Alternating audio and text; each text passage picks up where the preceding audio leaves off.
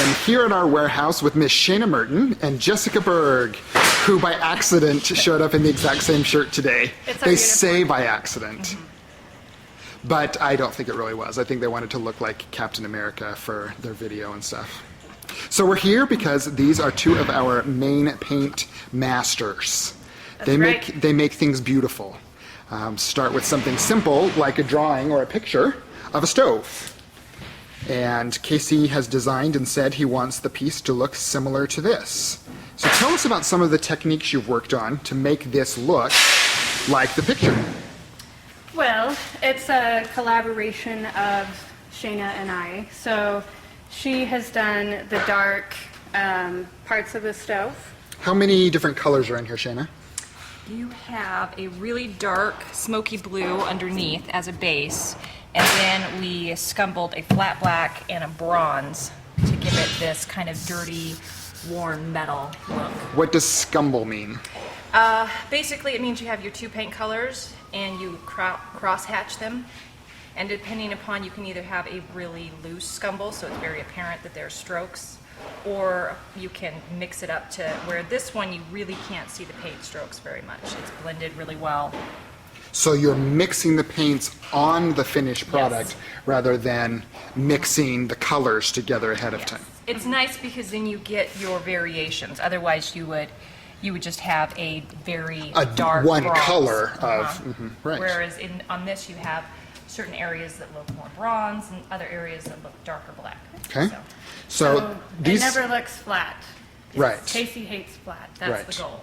And what do you mean by flat, though? Flat would be example like this. It would just be one solid color. And just doesn't have any highlights and lowlights to it. So over here you've got this impressive, beautiful ceramic tile on here, but the trick is it's not really tile, is it? No. It's just wood. So how did you work on these, Jess? So I did the blue background, and as we learned a new term today, scumble. I just did the two blue colors, and I scumbled them together. I used a rag to kind of give it a rough finish, and then I go over with a spray paint, just light spray paint and some water, so it gives it this crackly, because the spray paint doesn't adhere to latex paint, so it'll create these kind of crackly effects. And how do you learn stuff like that? Mostly just playing around. You try something and it works or it doesn't? Yeah. So even I can see the care you've taken here with even like highlighting the tile. Yeah, and that was edges. because of the picture that Casey gave. So these grout lines were lighter in the picture. So once I finished the blue, then I went through and kind of highlighted the grout lines with a light. That is so intricate and so awesome. So Shayna, you did kind of this, what would you call it, like a toll painting? Yes. Basically the pattern in the picture was a little bit too intricate, so I tried to make it a little bit simpler and something that I could do by hand and wouldn't take me 4 months. So Sure. I came up with this. And originally we had planned on just using some pinstriping tape, but Casey really liked the hand-painted look, so he wanted me to paint in the lines, which painting straight lines is extremely difficult. But it worked. That's very cool. And how did you cut out these parts right here? Those, well, what he wanted to do, originally I just had a flat black, and he wanted to give it dimension, so I used a gloss black in the middle, and then I just did a little tiny bit of white highlight so that it appears that it actually goes back into It does the look stone. like it from a distance. That's very, very cool. So that's an awesome piece. This has been very time consuming because each layer are different colors, and it can be kind of tricky, but Sure. And then you were showing me you've got a spray paint can over there. This is where you are in the process of this one. yes. And then we're going to spray with, what is it called? It's Color Shift. color shift, yes. How Galaxy, X-Men, right? So perfect for right now. Galaxy blue. And so then you come over here and you can see that in the light, it's blue at one angle, purple at another, almost a maroon from a distance. Those are all sprayed with the exact same thing, right? Yep. That is way cool. Yeah. And then the dots on here, it's another, like the last effect of it is we spatter different colors on here. So there's some green furniture and green set pieces that he wants to tie, so it all kind of ties together. Sure. So I will spatter some of the green colors on here. So it's not overwhelming green, but It'll pull out that color when other things are on stage with it the same. yeah, so that they kind of all will go together. So tell me how you make something look more like stone, if you will. Here you're starting with, you've put a base coat of white on top of everything from a plastic mold to wood, right?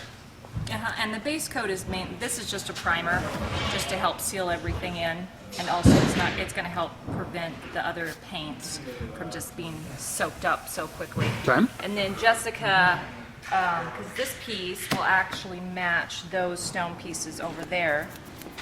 Do you want to go? Yes, these are the pieces I painted yesterday, and Casey wants this piece to match those. Which this is a completely different type of material. So we are going to have to, because aren't those fiberglass? So they already have some texture to them.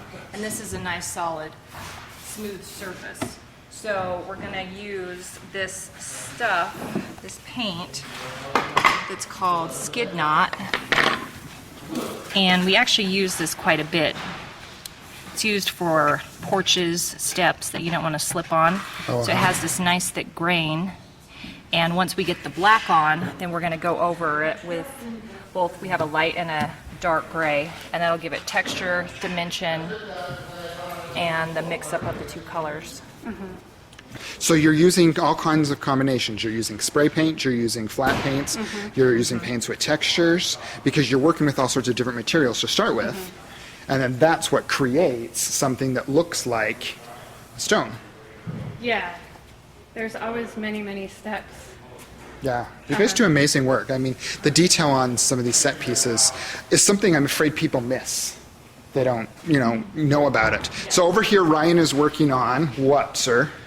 What you're seeing here is it's a miniature version of St. Paul's Basilica. And I've kind of transferred somewhat that image on here, simplified it a little bit, and then what are you doing right now? I'm using a light source to find all these little hidden windows. Oh wow! So I'm just using this magic marker, tracing the windows in black. So you can. What do you mean by hidden? What did you do to leave the window to shine through? Well, underneath this surface, this is just. Shine the light there again. Okay. What we have is some tissue paper, and I've covered the whole, this whole thing with tissue paper. And then cut out, And literally. underneath the tissue paper is a layer of 1/4-inch plywood. Oh. And what I've done is just I cut out all the windows beforehand, just so that we could actually shine light through it, And make them look like windows. make them look That is very, very cool. So just show me this last piece here. Okay. You're working on a wardrobe of some sort. Yes. And you said it's your own personal chambers, right? Yeah, I'm going to be living in here. You're a technician for 2 for the months. show. Yeah. And you're going to live inside of this. So are you going to add like padding and things and make it all sweet? I'm going to add, so I can take a nap. A TV. Yeah, definitely. So you really do start with simple basics that everyone else would do. You make sure surfaces are prepared. You prime them. You pick a paint. And the techniques come in really kind of on that finishing. It's kind of like having finished carpentry. Right. You're skilled at making it finish like this, whereas most of us can do this, and then do it. What kind of schooling did you do? Did you do any kind of, or is it all the school of life? School of life, I would I say. think, and I've had a lot of art classes in college. I think Jessica's had some art classes in college as well. But theater painting is completely different than any other type of painting. It totally is. And so you've just learned it through other people Yeah. as you've been asked to do something, trial and error. And, Now, well, excellent. I think this is one of those many things that make our shows so spectacular and so accessible up close, which is key for us in that round. And I think you do great work, so I'm excited to show it. Thank you. thank you.